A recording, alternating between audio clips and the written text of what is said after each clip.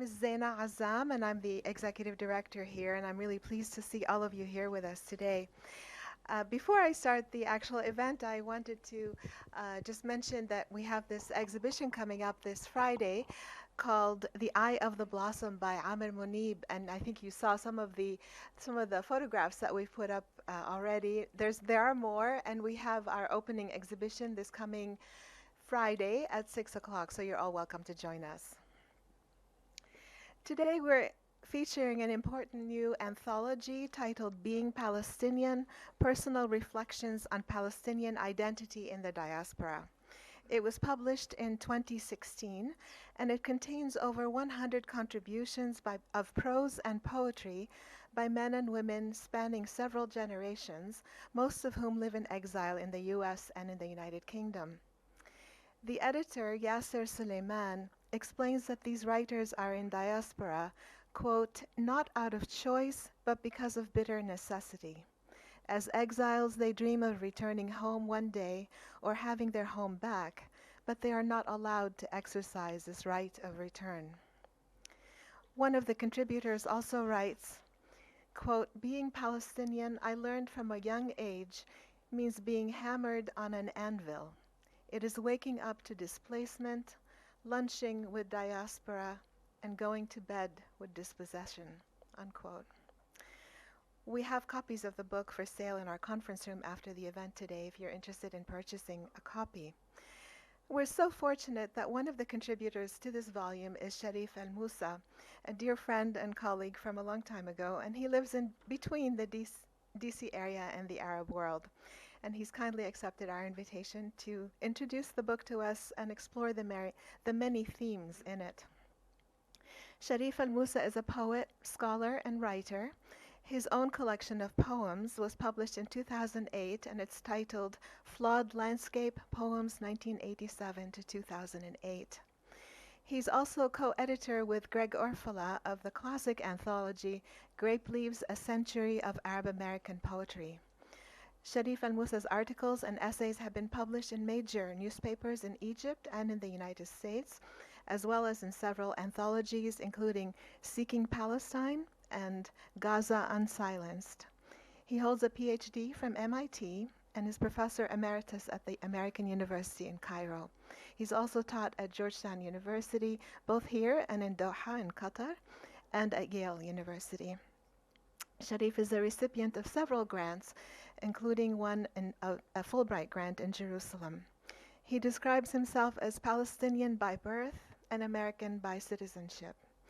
I've asked Sharif to speak for about 40 minutes, after which we'll take questions and have a discussion here.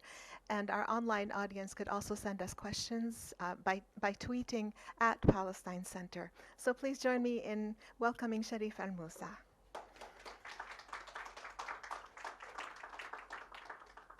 Thank you, Zaina, for this kind introduction, and thanks for Samira for making all the arrangements. I'm delighted to be here. I spoke here a few times before, so this is a familiar place for me, and I come very often to your events, so I feel at home here. Thank you. I have here, I guess I know many of you actually, and I feel a little kind of embarrassed to tell you what it means to be Palestinian, because you know more than I do, probably.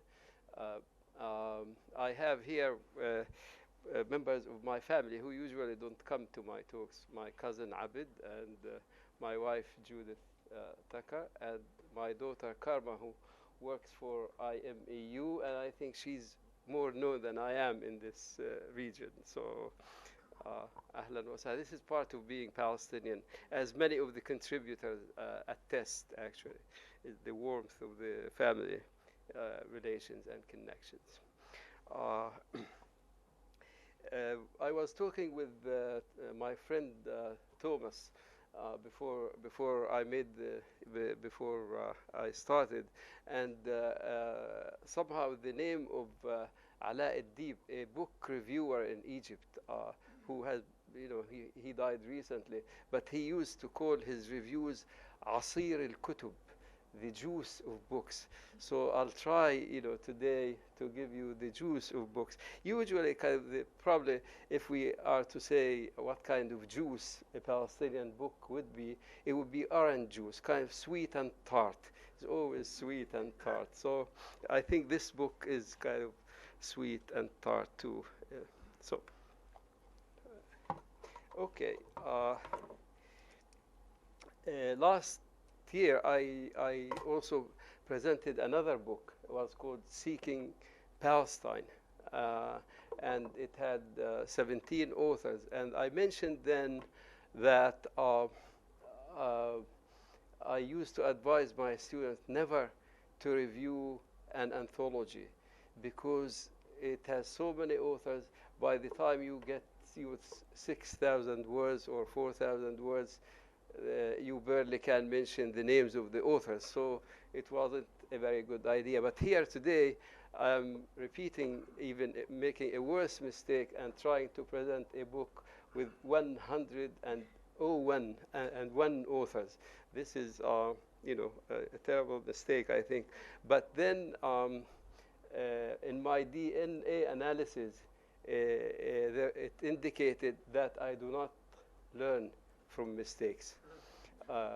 And I thought I probably share this very much with the president of our authority, Mahmoud Abbas.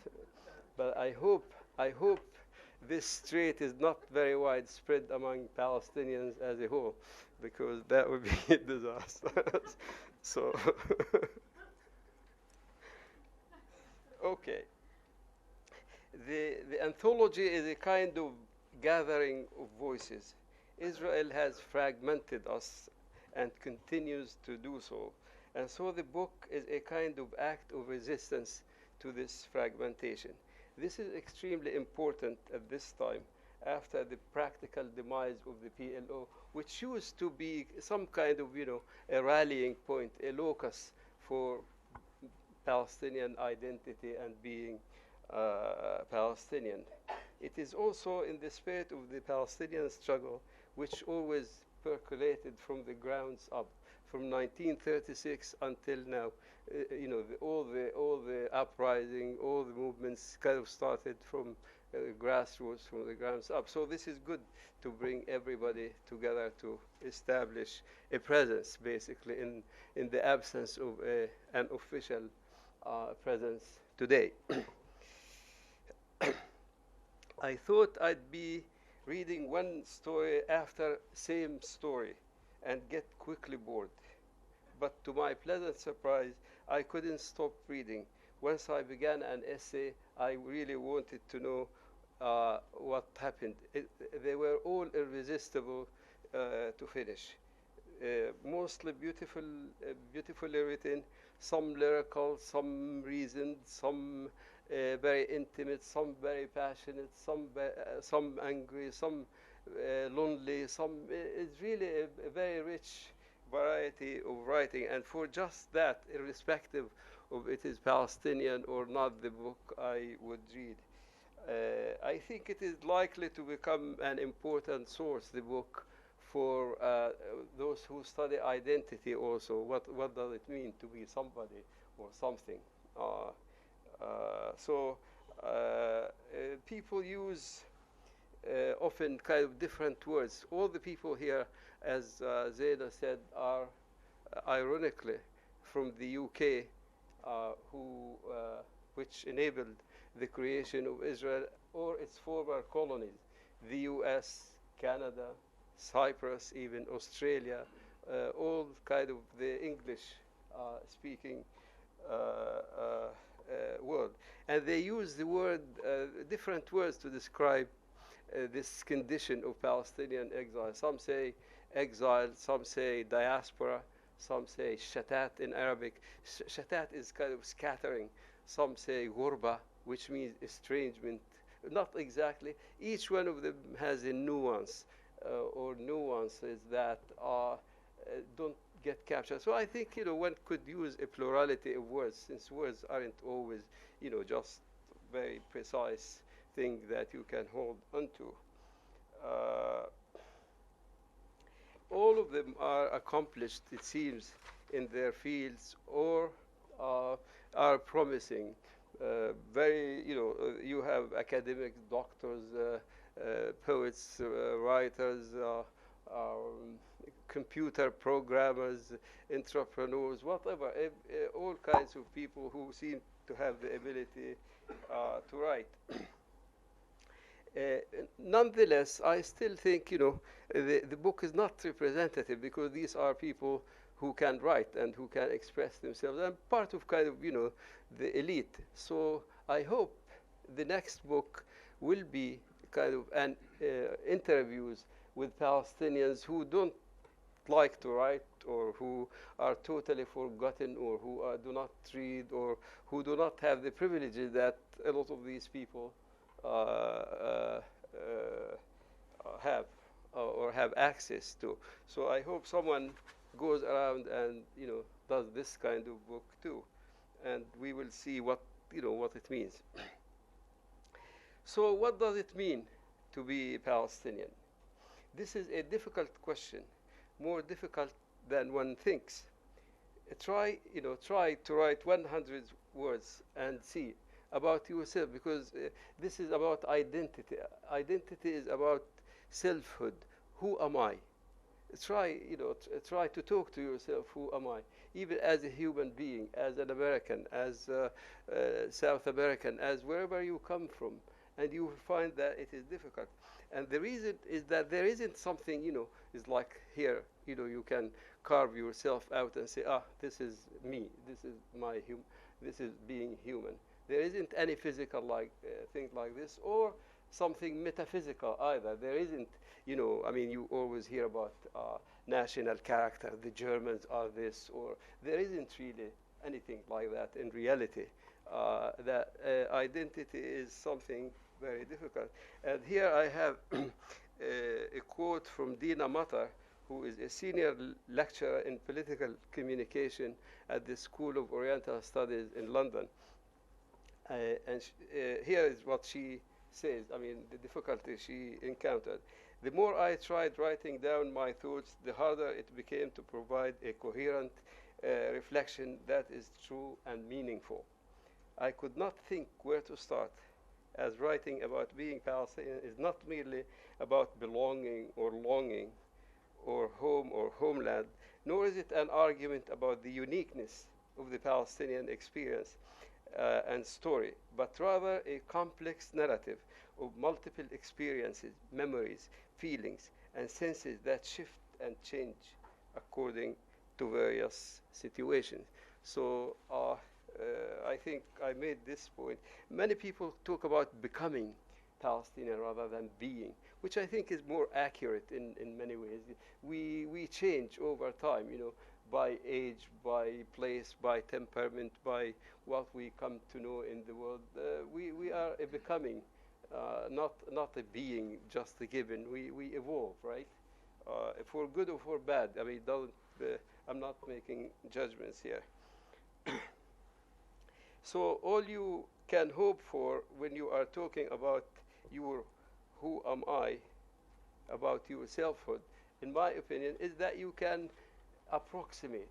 Each time you try to say who you are, it is an approximation, it is iteration. You will never kind of eventually say, eureka, this is me, So keep trying. It is an interesting thing to get in touch with your self. And this is what the writers do, actually, from sentence to sentence, from paragraph to paragraph, trying to approximate who they are.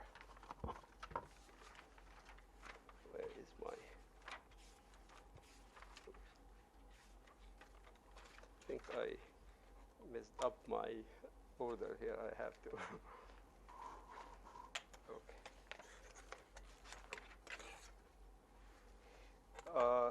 I thought to give you a flavor of the book as a first approximation or iteration, I will read some of the titles of the essays, 101 essays, but you can get an idea just from the titles here. Without my Jaffa, other seas, becoming Palestinian, resident of both national of none, a journey in progress, being nobody, embracing uncertainty, things we carry with us, breathing politics, presence in absence, the pain and beauty of dispossession, buffeted by how others see you. Home is where the heart is, but where is home?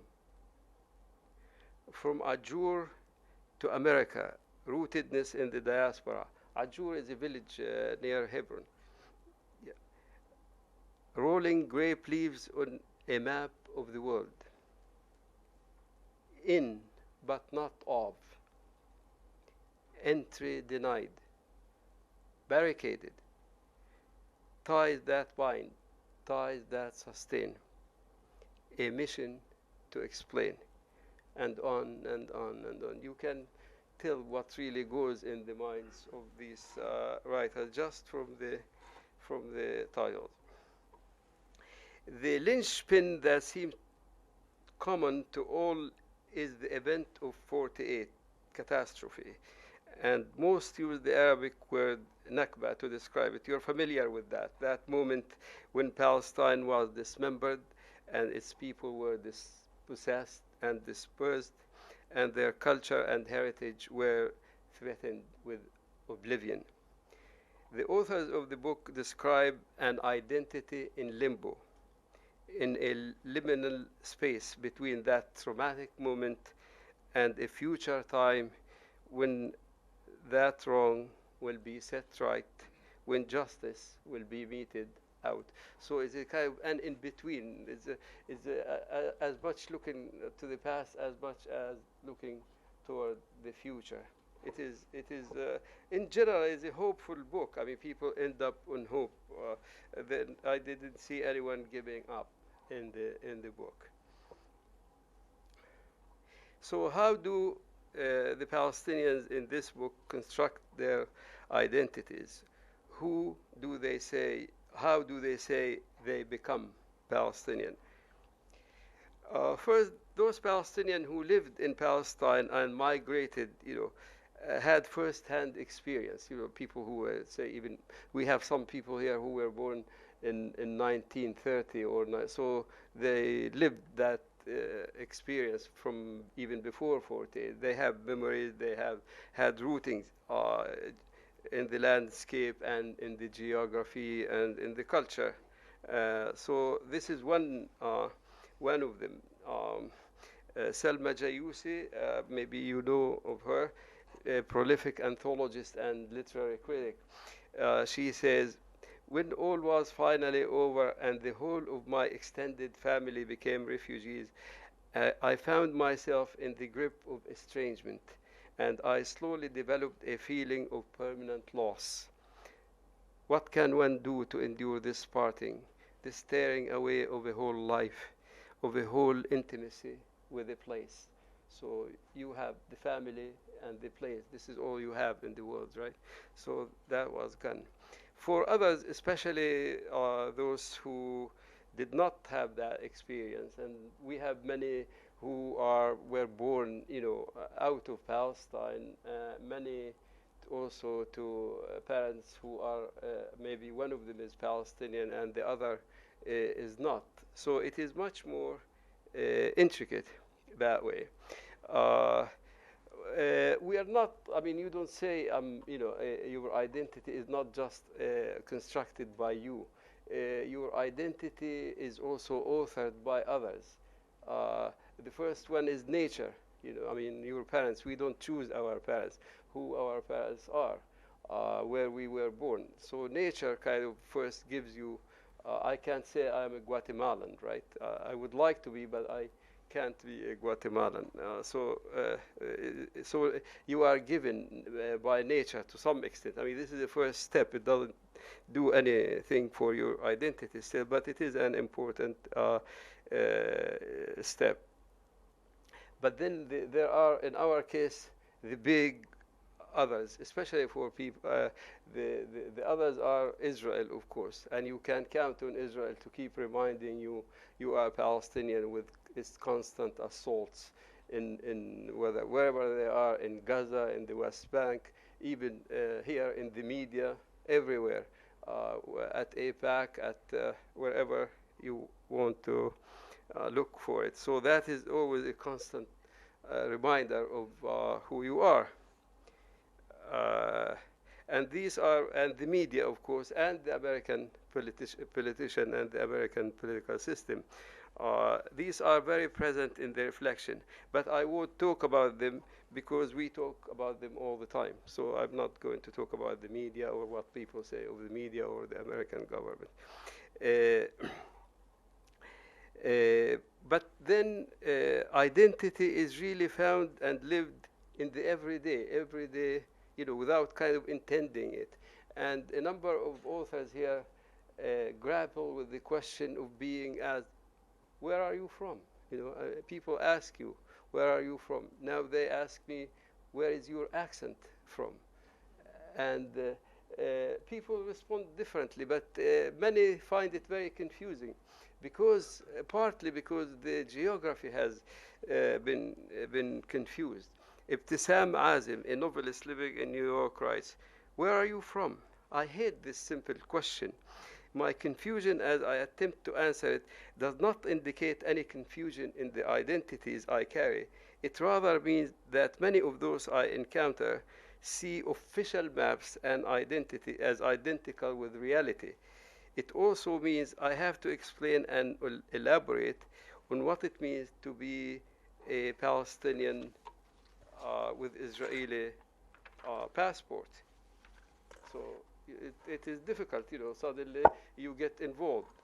And she says, I don't want to, and to do so without denying the other who denies my very existence. So you have to go into a whole explanation. Almost you have to go back to 48 again to explain anything. So that is a difficult question. Then there are the gatekeepers at the borders when you try to go from one country to other.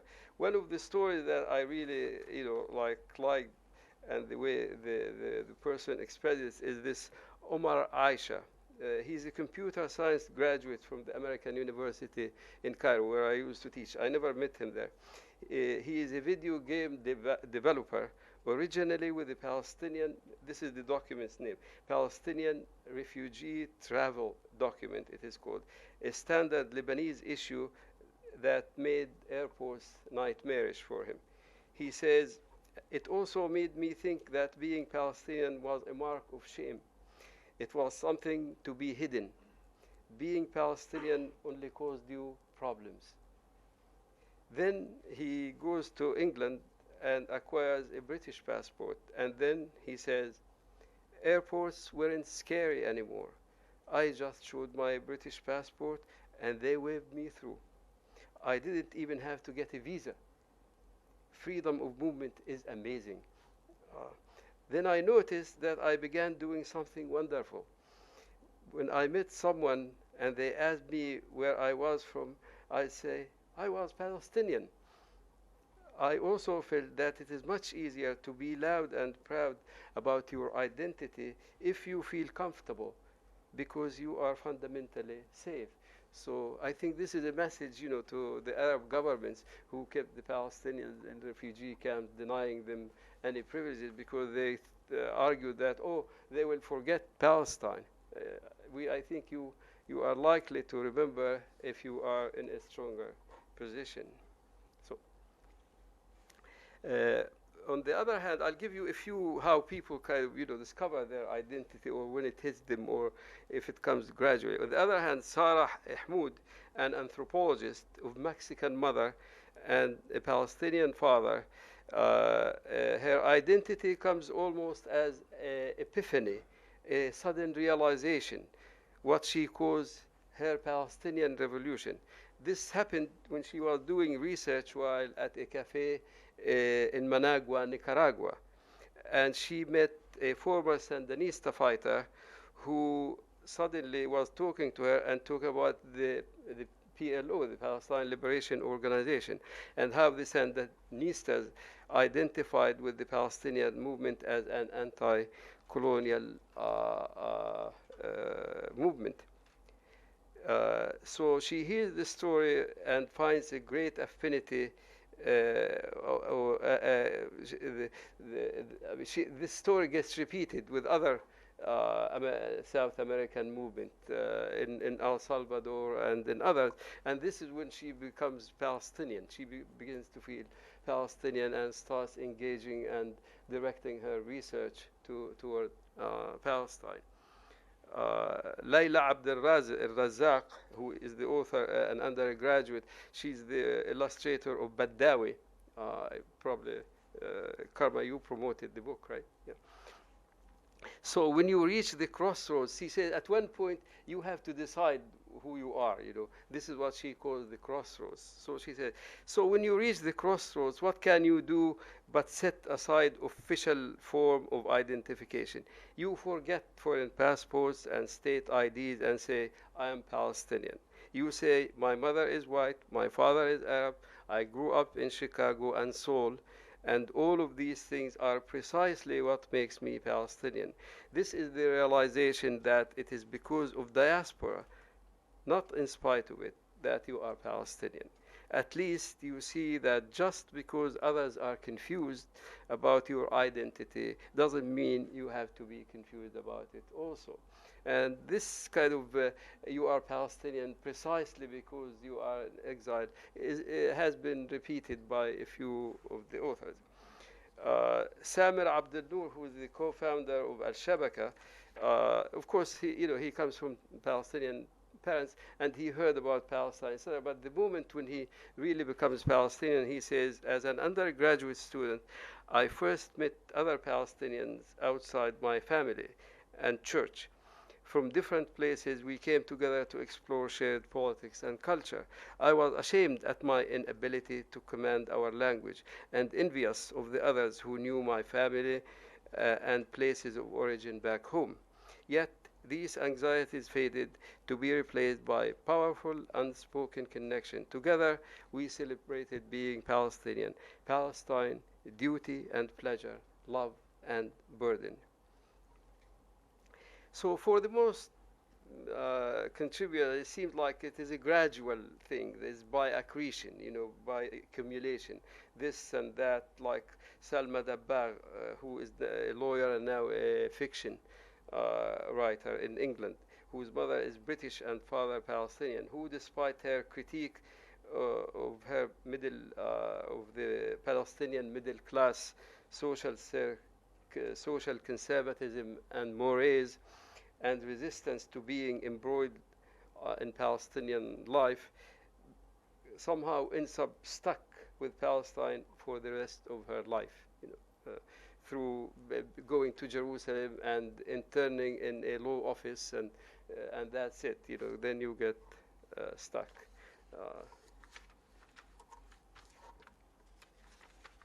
6, 7.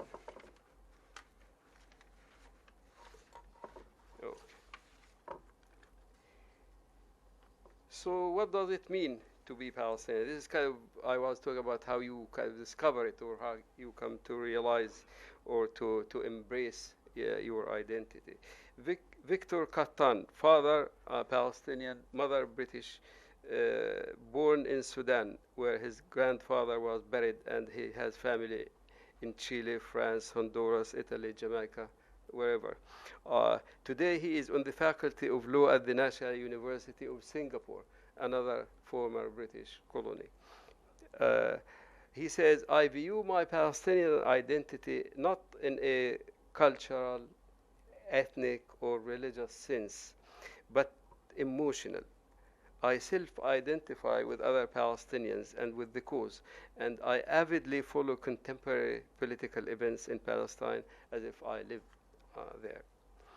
Izzat Darwasi, who hails from Nablus, on the Faculty of Engineering at the University College of London, he said, there is a strong sense of belonging among Palestinians living in exile. It feels like a huge extended family spread across the continents. where everyone looks out for everyone else. To me, this is perhaps one of the warmest aspects of being Palestinian. Ramsay Burwood, a journalist and writer originally from Gaza, and he lives in the West. Being a Palestinian is like a perpetual political argument, and a heated one at that. And I learned because this is a British book, so it's not learned. I learned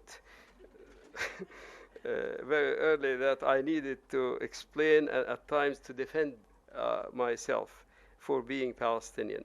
Identity is not always a matter of course. It can be a constant struggle. Anonymous.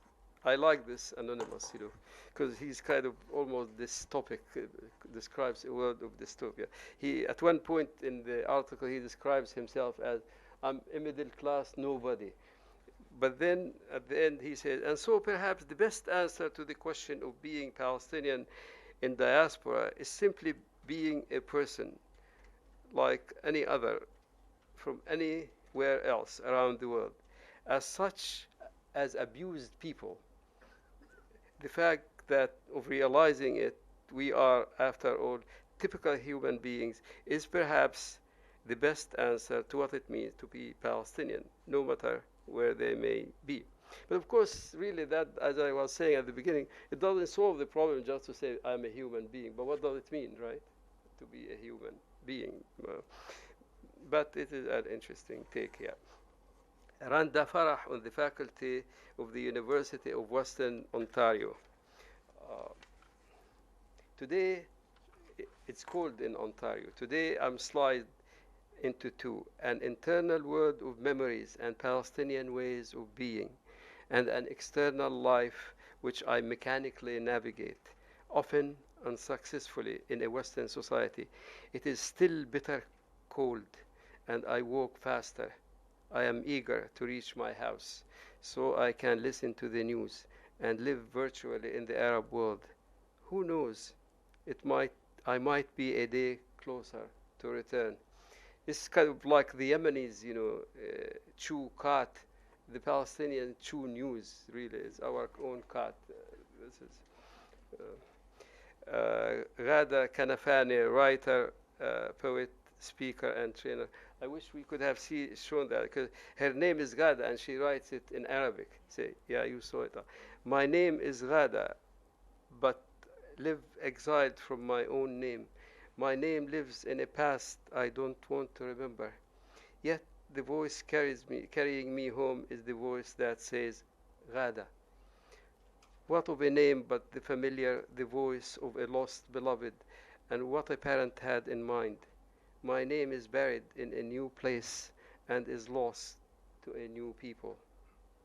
Fuad Mughrabi, who spoke here, last year in the conference, I think. He's a professor emeritus at the University of Tennessee in Chattanooga, and he was one of the founders of the AAUJ, the Arab American University graduate. He said, for Palestinians of my generation, Palestine has always been a sentence. Everything in one's life is subjected to the overwhelming business of defending and promoting the cause of the Palestinian people.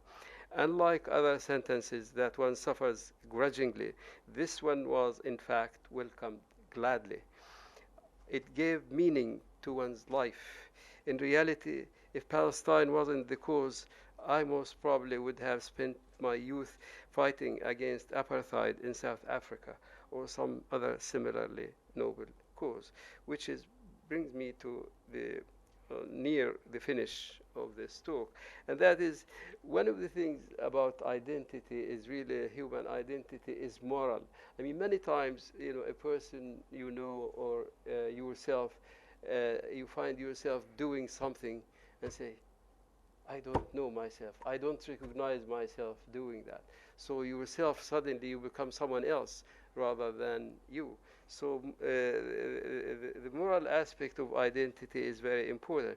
And one of these manifestations of this morality or moral identity for a number of Palestinians who contribute here is empathy with the marginalized, with the wrong, with the underdog. Here is Ishaq Abu Arafa. He's a pediatrician in Scotland. Being Palestinian allows me to see the big picture of all people who suffer at the hands of racists wherever they are. Being Palestinian has taught me to appreciate. So he said, being Palestinian has taught me to appreciate the impact of prolonged human suffering and has guided me into wider issues of social justice, civic responsibilities, and human rights. I have here also Aude. Let me see where she is. She says, that the social and economic dislocations in the U.S. basically has taught many Americans what it means to be living under a powerful control system that sees them as indispensable. Across the country, people are starting to fight back. I can stand in solidarity with that. But I'm going to end with Lisa Majaj, who is comes from her father is Palestinian, her mother is American. She lived here for a long time. She is a poet, but now she married a Greek man, and she lives in Cyprus. And I will leave the last word to Lisa Majaj. She says, "Not I write my way forward because being Palestinian means above all that we belong on this planet. Notwithstanding the devastation of history, it means holding on to hope. It means believing that one day being Palestinian will be a metaphor not for tragedy and despair, but for the simplicity of an ordinary life, like spices wafting across a kitchen, promising a future." This is where I will stop.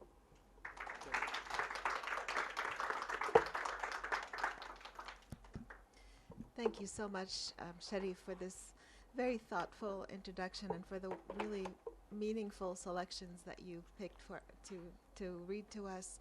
I'll open the floor for discussion now and for questions. And if you have a question, please raise your hand and wait until the microphone comes to you so everybody can hear you. In the front, Samira.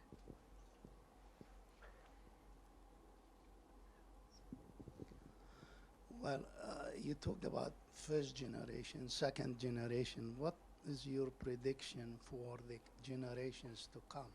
Hopefully, we'll solve the problem of Palestine before that. But how about the generations to come? I will have a lot of global warming by then, I think. I don't really know, but I think the stories will live. Obviously there will be further dispersion, and I think what will happen is also you will have people coming from there all the time. I think the immigration has really not stopped in the last since World War I. So there will be always a fresh supply of new arrivals here. But I can't really, I don't really know. I mean, what will happen? My thing, my concern more is really with what will be happening there, and there, my own take on what will happen there is that now the Palestinians in the West Bank, Gaza, and Israel are equal to the Jews in number. We are equal. And if you just move across the river, there are about 3 million Palestinians, which means we actually, in that area, we are larger in number than the Israelis. In 10 years, 20 years, 15 years, it depends, will be 16 million people. And I think you have to deal with 16 million people. Eventually, demography asserts itself. This is why the Israelis always think of us as a demographic problem. We don't think of ourselves as a demographic problem. We like this demographic problem. So, so I think it will just. I mean, really, things are not determined in some ways here. I mean, this is really for people, for us, to kind of because we are humans and because we have identity. A lot of the stuff will be determined by what happens there, not here. I think, although despite the support of the U.S. and everything, yeah. One moment, let's get the microphone. But I can't say really what will happen, you know, 2 generations from now to my grandchildren. Because I said this because 55 years ago, Yeah, when I was in college, yeah, that speaks for age, we had a meeting yeah, at the American University of Beirut yeah, with the head of UNRWA in the Middle East. yeah, And he talked to us, and he didn't know also at that time the majority yeah, of those who were there were Palestinians. yeah, And he said the Palestinian problem will be solved by time, yeah. with generations to come and so on. But in my own experience, the last 55 years, it's getting more and more in the younger generation rather than the old generation, Yeah. our parents and grandparents. Yeah. That's No, why I I mean asked this the question. younger generation. I mean, here in exile, they are doing much better than we were. You know, when I came, I could my English was good, but you know, wasn't really. I wasn't native. I couldn't speak the lingo. So they're doing much better than we are in terms of whatever political work here. So maybe that will continue. Sharif, just to piggyback on that, do any of the authors in the book talk about how to sort of transmit that identity to their children? Is that a theme that comes up? Not really, because the ones who are older, kind of, and live here, they mention often their kids as having been basically stuck with the identity and become involved in things, and I guess they don't really worry about that far future. No, I haven't seen anyone worried about that far future in the, and the young, of course, I mean, don't think still about. Can we have Mr. Sharif, question in the thanks back? for taking my question. And I believe there is a point that I missed during the interview, and I consider it very important for my report today. You just paraphrased very many contributors about the question, where are you from? Can you please summarize in brief what that means when someone asks a Palestinian, where are you from? Even a Palestinian feeling being Palestinian, their documents show different nationality. How tough, how difficult it is for the Palestinians to express, to respond to that question? Yeah, I was just saying that some people, just answer. It depends on the individual.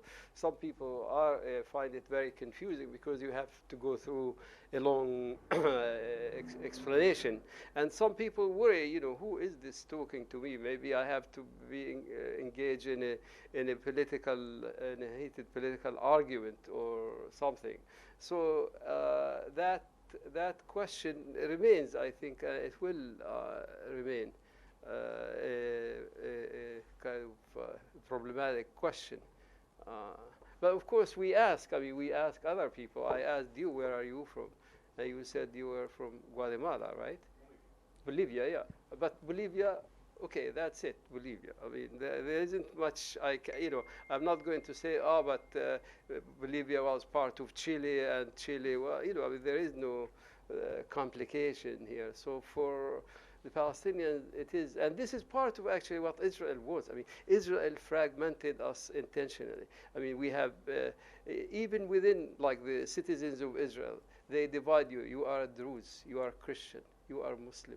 You are a resident of Jerusalem. You are a resident of Gaza. You are from Jericho. You are from this. We are, the UN even fragments us. We're not all refugees. I am a refugee, and then I become a displaced person. Well, I'm really twice refugee. So you become the category of displaced persons. I mean, these official designations are not how we feel or how we act or anything else, but they do mean something. And actually, under Israeli occupation, people begin to kind of say, "Ah, you have a Jerusalem ID. That's easier. That means you have a yellow license plate, right? Your car can go through. I have a blue license plate in Ramallah. My car can get through." So they create these kind of I would never call them privileges, but these distinctions, to fragment people, and it works. Then when you say, "Where are you from?" Jerusalem. Oh, East Jerusalem or West? It's kind of very complicated. That's. We have a question Yeah. in the front. Yeah. So, as a non-Palestinian activist, I've traveled a number of times to Lebanon.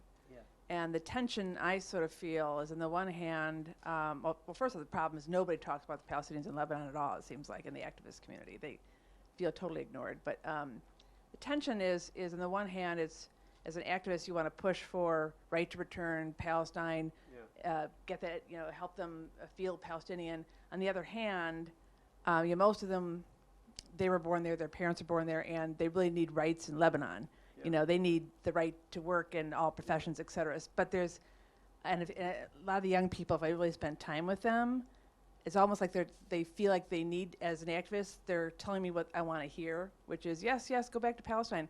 But if you really spend time, what they really want is a job in Lebanon. Yeah. So I guess I feel some tension sometimes between my work as an activist, supporting the right to return, et cetera, versus maybe what we should be doing is lobbying for the right to work in Lebanon. You know what I'm saying? That tension between supporting the Palestinian identity versus, because the argument in Lebanon they use, actually, they say not to do that is, but then you'll lose your ties to your home country. And this it's is what it's I was tension. saying, with Omar Aisha, the video game programmer. I mean, he said he was ashamed to say he was Palestinian before he got his British passport, and he was much more than, forthcoming about saying I'm Palestinian when he became a British citizen. So this is, basically the false pretension. I mean, I grew up in Jordan, and we had Jordanian passports, and there was no, contradiction between having a Jordanian passport and saying that you want to return. On the contrary, I mean, now in Jordan, you have to show, I mean, because of Israel, what they call the alternative homeland, like Jordan as the alternative homeland, you have to show that you do not support this alternative homeland business in Jordan. At the same time, you have to show you are a Jordanian patriot. So you have to live with two contradictions. But yes, I mean, the Lebanese argument is nonsense. They really are keeping it because of their sectarian politics. They think that if you give people rights and everything, then this sect will be larger than that sect. Lebanon, for all its, like surface modernity, is really politically feudal. And it hasn't really come out of that, unfortunately.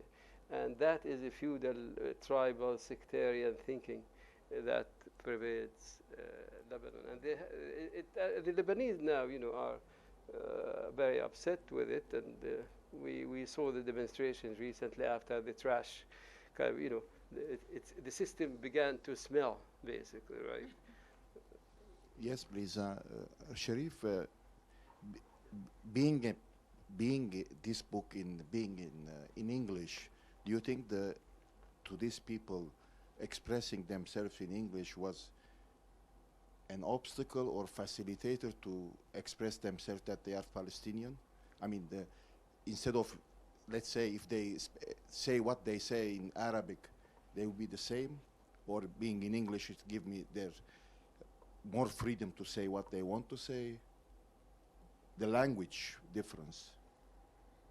Well, I mean, many of them were born in exile, so were born in English-speaking place, so they do that naturally. I mean, that is I mean, I read one who was embarrassed because he didn't know Arabic, so that is one part. The other part, the people who write in English, you write in English. I didn't see any problems. Anyone like really having trouble expressing themselves in the language. I think they write some of them are accomplished writers, of course, but even those who aren't are often very eloquent, very passionate about what they say. I didn't see. I mean, you don't feel like you are reading a a translated text. This is what I felt. I mean, it feels like it is an original text. No, I'm not talking about this text. I'm talking about you being a Palestinian and be part of this Palestinian identity. Yeah. Do you feel that if this book is written in, let's say, in Spanish or any other language, will be read? Well, I hope, yeah, we hope it will be read. I mean, it is, I mean, they are promoting it, and I think it will be read for a long time because, as I said, because of the nature of the material and the number of people. I think it will be read in English, and it could be done in Spanish, but it have to be more by people who really live there, because then you also have the idiom and the cultural references to use, rather than right. I mean, translation, it may not work. Although actually the book Seeking Palestine is being translated into Spanish in Argentina, and so I imagine we read we read how do we know world literature, world poetry, from translation in English. We don't really know. I don't know Spanish or French. I know Arabic and English, and these are the languages in which I know. So you can read it in translation. If it is a good translation, it can be very effective also. We have a question over here, Yes, and then Stephanie, we'll go yeah. to When Rachel Corry wrote this, I suspect that she was not writing to the Palestinian diaspora at all. But I wonder how you think it is heard by or related to by the Palestinian diaspora. Just two sentences, I think. Yeah.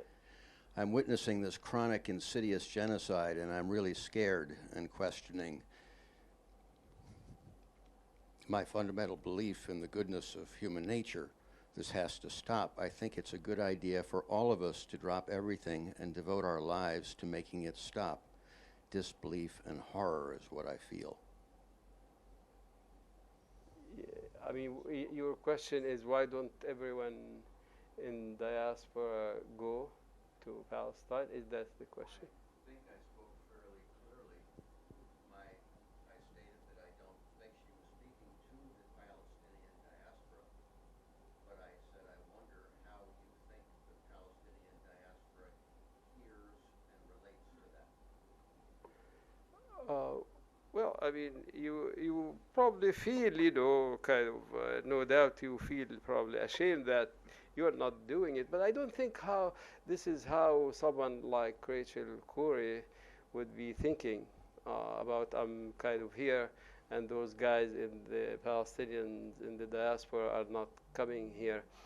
I think she thinks of herself as a person who is defending justice somewhere in the world. I had a colleague one time when I was at the American University in Cairo, and we were that was like during the second uprising.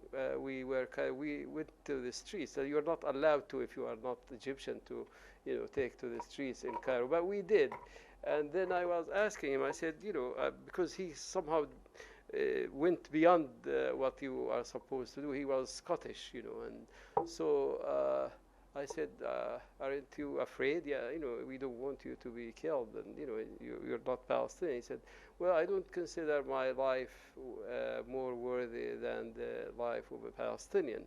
That is how I imagine anyone who goes in solidarity with any movement or any group, you just think of it that way. I mean, how many people went to Spain to fight fascism? How many people went to Chile?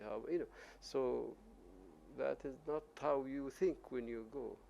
And sure, not everyone has that kind of capacity to say drop everything and go, because even if you go, what do you do? I mean, there are, after all these millions of Palestinians in Ramallah, and you just join them, what do you do? Right? I mean, it is not very immediately apparent. Yes. Thank you. I was, one of the things that I've noticed among those of us who are working against all of these wars that the United States is borrowing money to pay for, Iraq, Afghanistan, continued Iraq, and now a saber rattling about Syria and things like that. All of these recent wars have had something to do with preserving Israel's military primacy over all of its neighbors put together. And in this way, those of us who are working against these wars can speak of that and say, well, why is the United States preserving Israel's military primacy, a nuclear arsenal included? And that is because of who? The Palestinians. That's because of the Nakba, and that's because of the Hazama in 1967. That's the core of Israel's supposed security question. And in this way, we can bring the issue into just who are the Palestinians? Why are they the center of this issue? And in that way, we can, I think, raise consciousness of people in the U.S. about the Palestinian issue as related to all of these wars. And I wondered what you might think about that. Yeah, well, I mean, this is, of course, at the crux of it, especially, I mean, what you keep hearing is Iran, I mean, Iran. Now, this is what, like Jesse Helms used to say, this is the biggest hoax that has been perpetrated against the American people, is that Iran's nuclear armaments will threaten Israel. This is a total Israeli made up to cover, first of all, to say that really the problem in the Middle East is Iran, not Israel. Second, to cover up, confuse the issue of what they are doing to the Palestinians. And third, to make people forget that they have nuclear weapons. So why do we not bring that up? It just is, there is a total silence about it. I mean, can you imagine Iran really hitting Israel with a nuclear hit? I mean, it will be leveled the second day by the U.S., right? Or if not by Israel itself. So I think this is a total hoax, basically, that Netanyahu is using very well, thanks to our politicians here. But there is had nothing to do with anything about Iran's armaments. We keep saying, okay, let's have nuclear-free Middle East. All the Arab countries say that. Why don't they want to do that? We have one more question. Hold on, Ellen, wait for the... Sharif, any of the Although authors... This takes us away from... Right, being exactly. Palestinian. Any of the authors that contributed to being Palestinian, have any of their works been translated into Hebrew? Because there may be a section of Israelis that would read these works. You mean to translate it into Hebrew? Well, I guess the Israelis will have to translate it into Hebrew if they are interested in reading it, I imagine. I mean, also most of the Israelis who are, who are politically kind of interested, I imagine read English also, right? I don't think, but if anyone wants to translate it, but I mean, I guess the question of BDS comes in here. It is a very interesting question. I mean, do you really, say, would I want to make a deal with an Israeli publisher to translate, say, my poetry into Hebrew?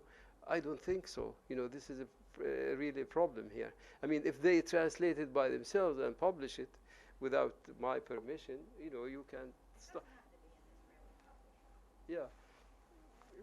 Yeah, no, I mean, I want it to be translated into as many languages as possible.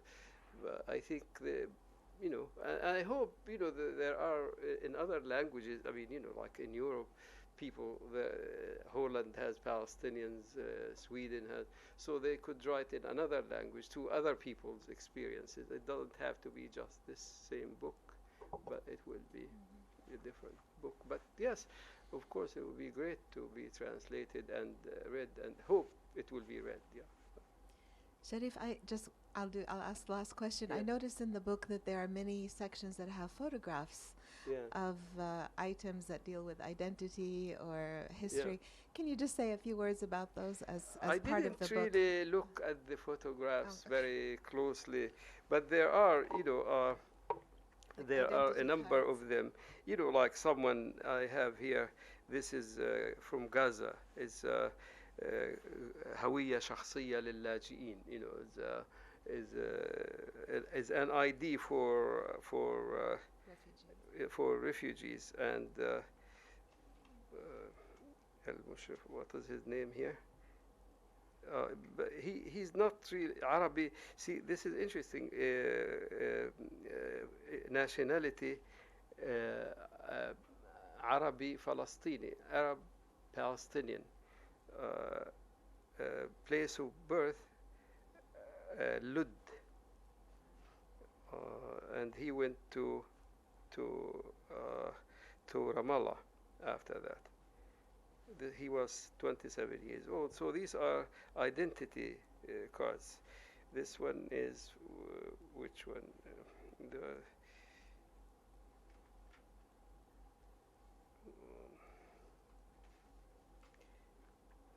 This is from the government of Palestine, in this before 48, the British government.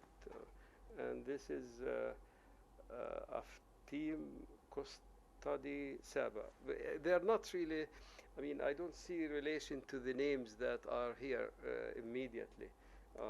But there are others. And, then we have these kind of familiar pictures of people with their kafiyas and with their, but I didn't really want to talk about these things, kafiyas and grape leaves and coffee and all that stuff and hummus, and they are important for identity, but they are always talked about. So I just left them out today to kind of more really to focus more on the inner kind of the heart, as it were, rather than the mouth.